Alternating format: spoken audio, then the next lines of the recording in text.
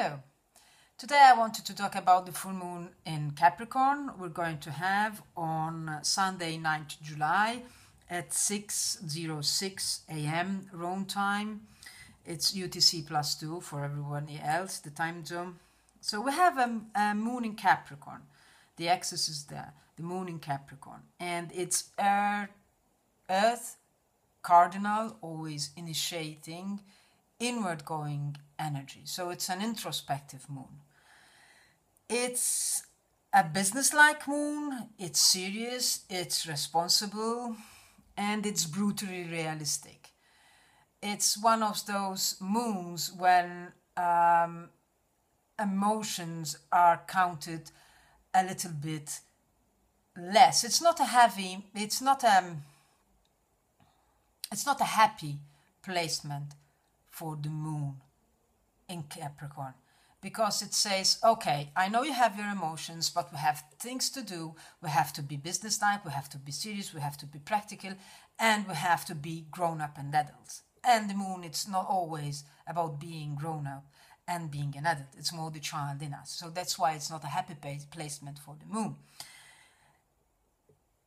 In this lunation, in this full moon, we have the moon conjunct with Pluto. So Pluto, I would call him the great purger of the universe. He's the dark alchemist of the universe. He transforms stuff that needs to be changed. It's the darkness that eventually brings light, if it survives the process. So the full moons are always about bringing to surface things. Well, just imagine having the great transformer and the great purger attached to a full moon. We're really lighting up a huge spotlight and saying, okay, we have really things to get out from deep inside the earth. We have to bring them out, to see them, and to purge them. I would call this moon the huge enema that the universe is giving us. When you have to do an enema and you have to do it, you have to do it. It's not always pleasant, but you have to pass through the process before you start feeling better. The problem is during the process that you say, why do I have to go through this? The ruler of the moon and Pluto in Capricorn is Saturn. And, well, we know Saturn is not a very happy-go-lucky me, even if Saturn is in Sagittarius, a fire, outward-going, ever-changing sign. It's the optimistic of the zodiac, but there's Saturn there. And Saturn is definitely not an optimistic planet. It's hard reality. It's giving us restrictions to make things work. It's putting a platform around stuff and saying, okay, fine, this is where your limitations are. You can grow on these. Or you accept them, or you succumb, either or. And being in Sagittarius, it's like you can see the vision, you can see the dream, but Saturn is saying, okay, you have the dream, but how are you going to work it out? Now, let's go through the plan. Did you think about paying the bills? Did you think about how you're going to transform all that passion into something real? He's asking, how are you going to go about it? In Sagittarius, it's about faith. It's about great philosophies in life. And it's saying, okay, fine, you have those kinds of beliefs. You want to be optimistic. But, and it's a big but, would you like to see even the restrictions of it so that you know how you can work it out? So this dilemma, it's a bit of, yes, I have faith that things will work out well, but I always also know that I have to look at the dark side of things to know where the problems are, to face them. And just imagine Saturn is Sagittarius as having a flame. If you don't put a flame, if you don't put a windshield around it, if you put it outside where there is wind, rain and whatever, it's going to extinguish the flame. Saturn is giving the windshield to that flame to keep it going even when there are adversities. Okay. On the other side of the heavens, we have Sun and Mars hanging out together in the sign of Cancer. So we are very emotional, we are very nostalgic, we are very touchy, we are very moody, and we are very security aware. Anything that threatens our security makes us go berserk. So with Mars in Cancer there, conjuring the Sun, Mars is saying, don't dare you threaten me because I'll kill you. So we're seeing all these confrontational things in ourselves and in the lives, in lives outside and in our relationships. We are very aware of our soft spots, of our security. And we are very aware that they are being threatened sometimes. That the child in us is not getting what should be getting, in a way. Or we are not feeling secure in our relationships. So imagine an emotional warrior in front of a dark cave that he knows or she knows that she needs to go through. And inside that cave, in that dark cave, there are all the fears that we have repressed during our lives. And that warrior knows that there's no way out except through that cave.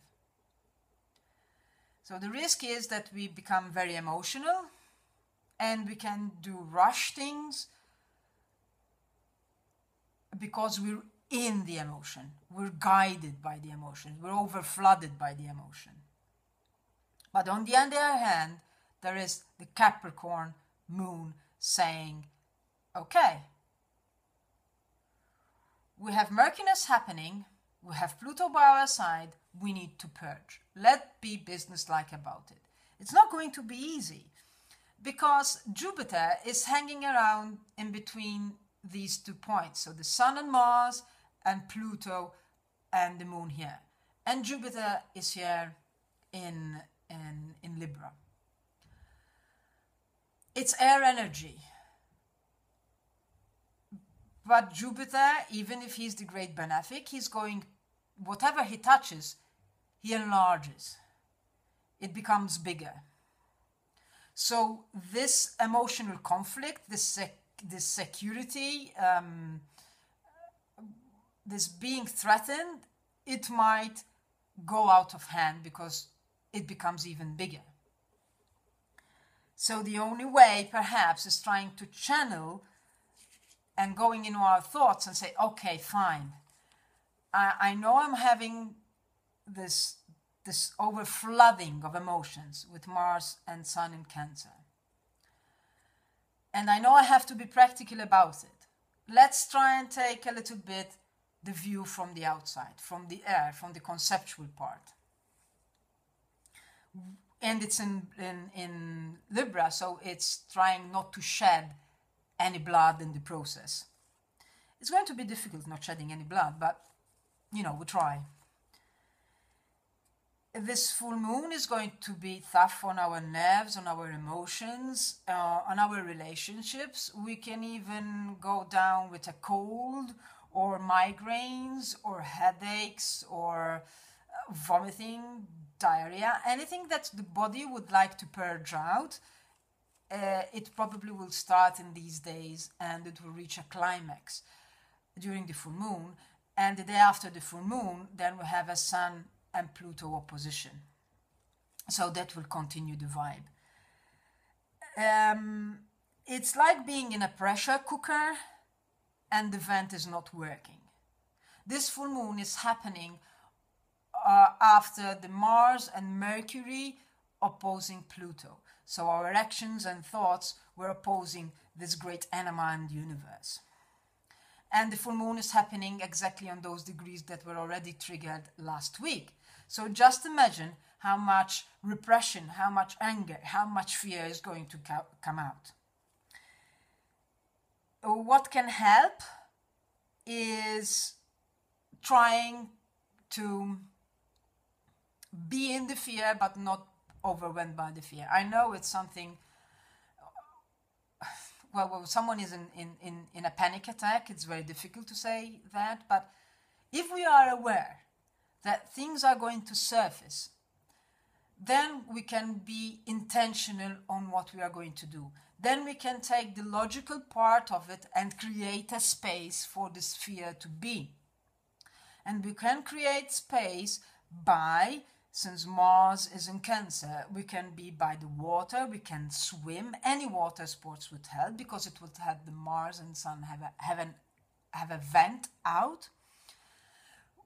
If it's not very hot, you can go out for a walk in the woods, dig earth, do anything that is manual, that it links you to the earth.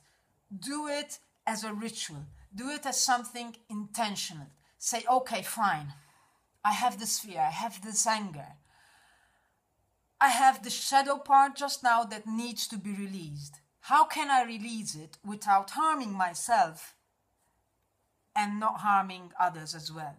And the only way is, if you can't get help or you don't want help, to give it to the earth, because the earth, with Pluto there in Capricorn, knows how to transform it. It will become a humus for new plants, for new trees, for new life to emerge.